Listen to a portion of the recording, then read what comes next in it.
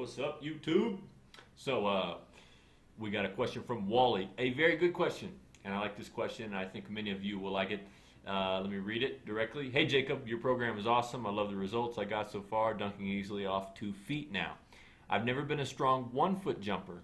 My question is, how do I increase my jumping vertical off each leg? Like, there are certain techniques or exercises to do to specifically increase it. I'm a college basketball player going into my senior year, and I know that having a quick takeoff when attacking the rim would be helpful.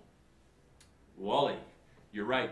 I was always a 1-foot jumper, and so I changed to be more of a 2-foot jumper as well. But there are times, for example, when in a chase down, if somebody's behind you, if you gather for a 2-foot jump, they're going to get a better chance of blocking at you. So 1-foot jumping definitely has its place, and so does 2-foot jumping. So the question here is, if you're a 2-foot jumper, how can you become a 1-foot jumper as well? You don't have to choose one or the other. You can be both. So let me just tell you, probably the most important thing is to practice jumping off 1 foot. So there's a certain technique and there's a certain body control from jumping off 1 foot. Same thing goes for jumping off left or right foot. You may be able to jump off your left foot, but can't jump off your right foot. So a lot of that is not going to be because your leg isn't as strong. Most of that is going to be because your leg and your whole body isn't as coordinated for that movement. So I would begin practicing that every day. So you can put in 10, 20, 30 repetitions and just start getting that form down. And as soon as you're able to kind of own that form, to master that form, you'll be able to use the strength and explosiveness you already have. So that is one of the answers, and probably the main answer. However, when you're doing a lot of the exercises that we do are with 2 legs, and they are strengthening both of your legs. But for additional stability, single leg squats give you additional stability in your knees and ankles.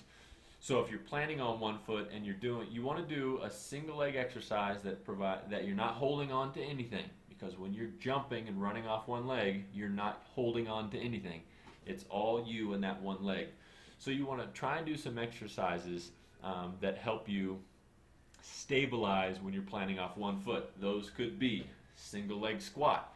You could be doing a depth drop from 1 foot. That means you're dropping off a box, landing on 1 foot, and sticking the landing. If you can do that, you're going to feel much stronger when you plant off 1 foot. You can also do things like rim jumps from just 1 foot. You can do jump roping, try and do double overs from just 1 foot. You can do some of our line drills, quickness drills off 1 foot.